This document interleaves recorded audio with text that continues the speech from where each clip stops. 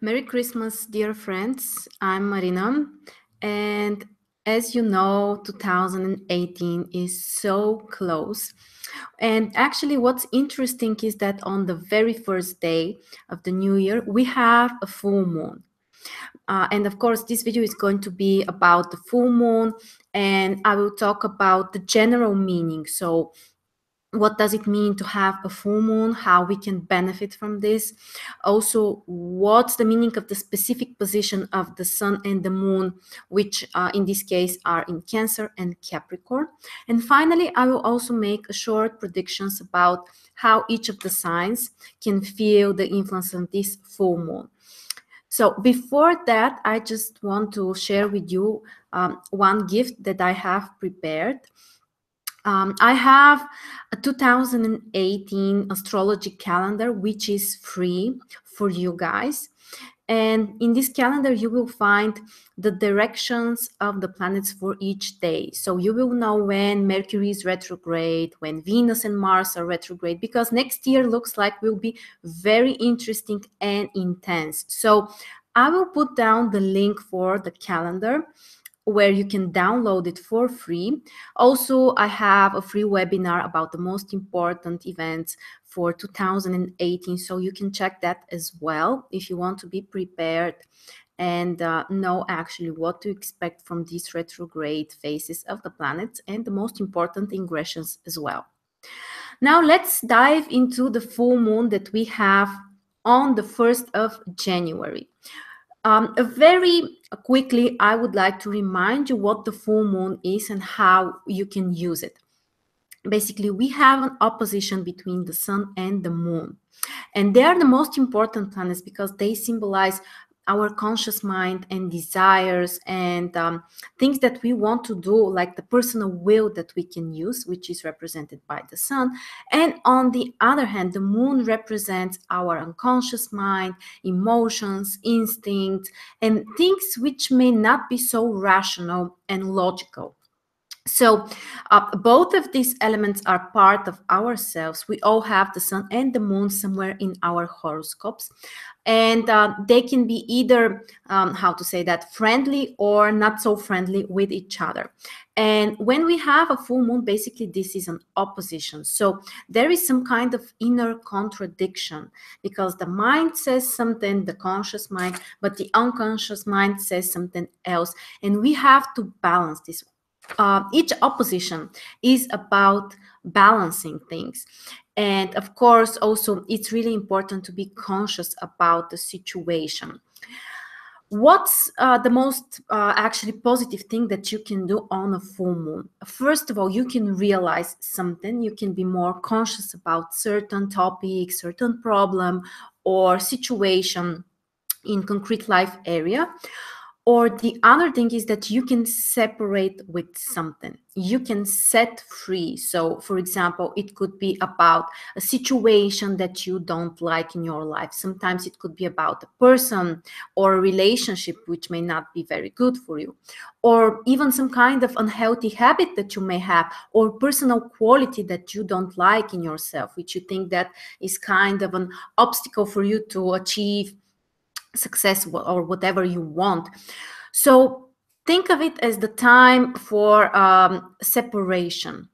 You know, you can set free from whatever you think that is not good for you. And here is something important. You have to be ready to separate with that. And sometimes it might be tricky and you may think that you are ready, but it may not be really like that. So in this case, it might be more challenging. But if you're really ready to separate with something, then the full moon is a great time to do that.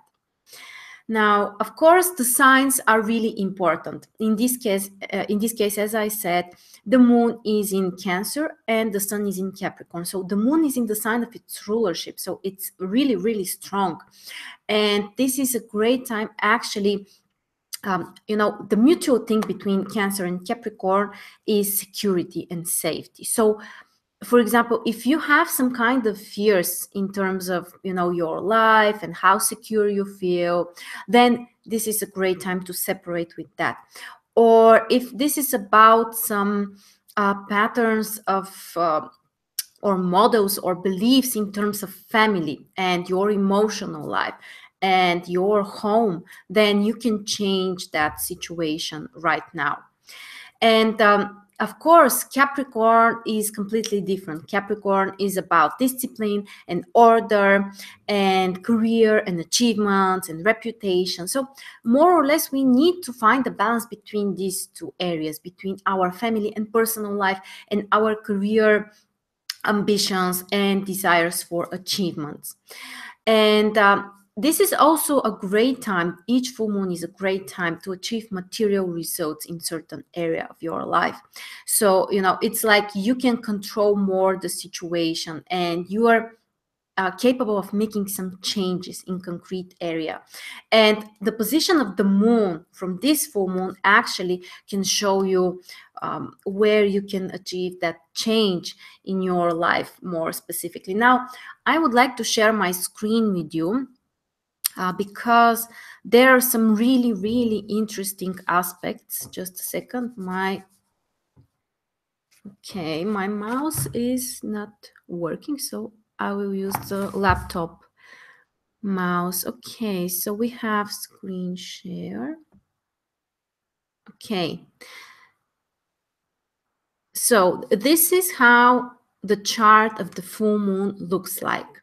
You can see that, as I said, the 1st of January 2018, around 9 p.m. Eastern time is the exact full moon.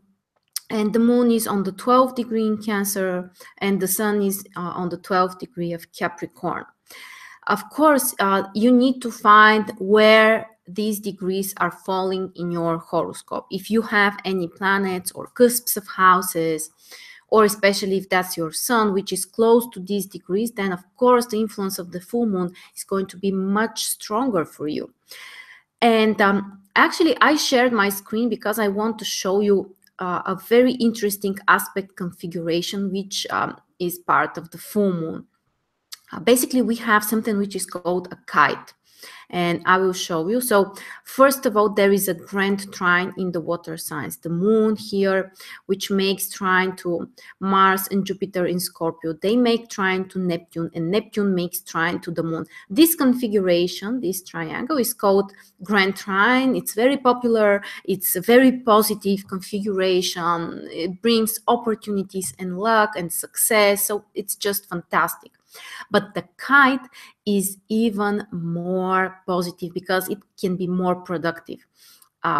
Basically, here, these aspects that we have, the sun, and not only the sun, but all these planets here in Capricorn, which make sextile with Mars and Jupiter, and also sextile with Neptune. And you can see here this configuration. So here, this is what the kite is actually. And of course, there is one opposition between, in this case, the sun, Venus, and the moon.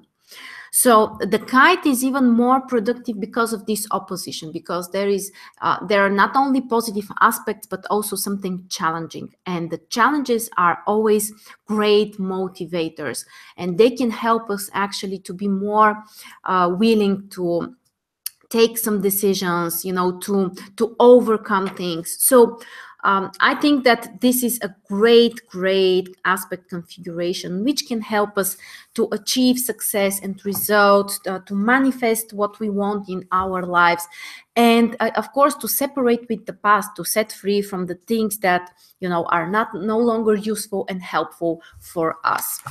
Now, you can find also the aspects here, which are extremely important, the aspects between the sun and the moon and the other planets.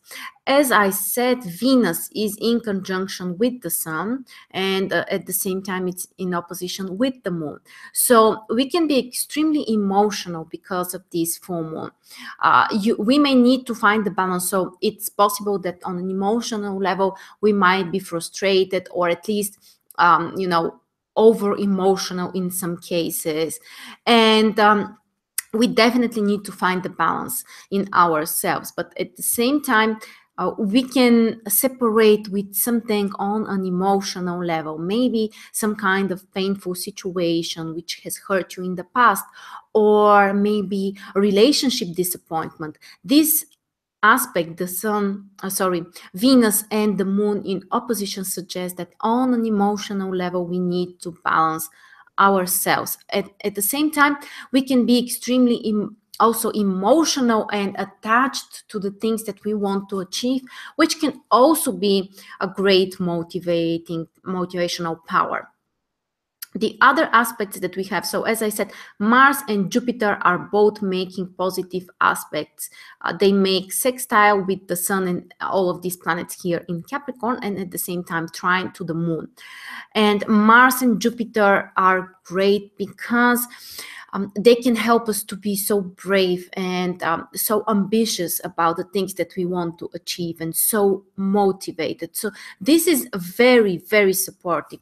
And actually, something else that I want to mention, this grand trine that we have in the water signs is between planets which are so strong. They're basically in the signs of their rulerships.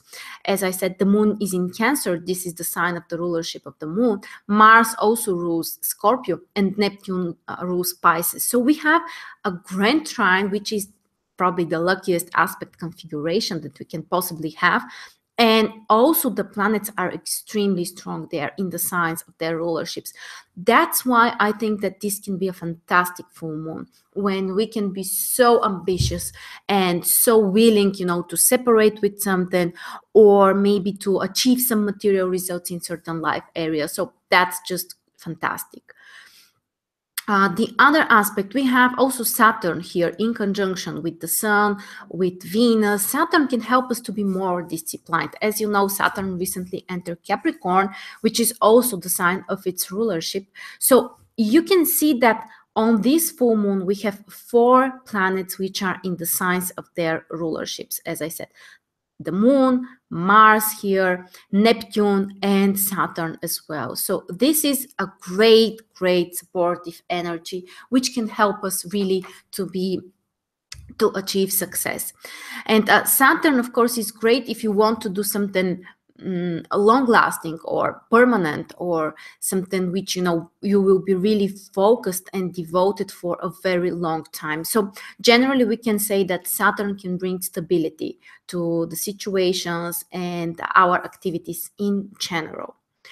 And also we have finally Pluto, which is in conjunction with the Sun and in opposition with the Moon. And this is a combination which can bring tension. You know that Pluto is the planet of transformations, and usually it brings things which can be like, you know, things which are beyond our control. So from one side, it could be transformational and difficult, but on the other hand, we can make some very deep inner changes within us or in certain life areas. And Pluto is a planet which can make us feel stronger and more powerful, and it's just great, especially with this combination with the planets in Scorpio, which are making positive aspects to Pluto. This is just a great combination. So you can see, guys, that this full moon looks so interesting, so intense, and I think that we have to take advantage.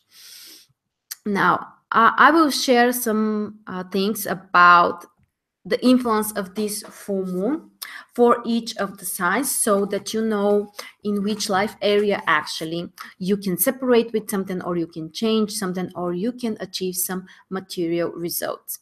And please check your sun and ascendant sign. They can be both important for you. Of course, if you can find the exact position where the full moon is falling, which is 12-degree Cancer, 12-degree Capricorn, this is the most important for you, of course.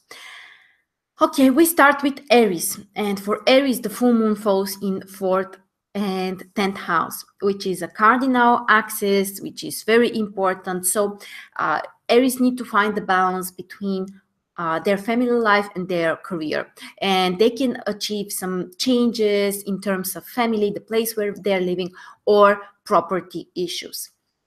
Now for Taurus, the full moon is in 3rd and 9th house, which is the axis related to education and information and your plans and goals and actions. So Taurus may really think about the small things that they can change in order to achieve their future goals. So it's about concentrating on the reality, on the current situation, planning something small, like the small steps, or changing something in that particular area. For Gemini, the full moon is in 2nd and 8th house. This is the axis related to our resources. So Gemini can change something in terms of their attitude towards money. They can achieve some, for example, financial success or financial independence because the moon is in 2nd house. So you need to change something in terms of your personal attitude or your plans about the money that you are earning and the money that you are spending. Next, we have Cancer. Of course, for Cancer, the full moon is extremely important because it affects your 1st and 7th house. So it's about making some drastic personal changes. And it could be about your actions, your attitude, your plans, personal activities, even your appearance. And of course, it might be through the communication with another person because because the sun falls in 7th house. So basically, the area of relationships and mostly your attitude towards the area of relationship can change, or it might be just really something important for you. Next, for you, the full moon will fall in 12th and 6th house. So you guys need to find the balance between work and rest. And maybe it's a time to separate with something from the past. The moon in 12th house suggests that you might be more influenced by something which is unconscious, but at the same time, you can realize that you can see clearly the situation and you can separate with something from your past.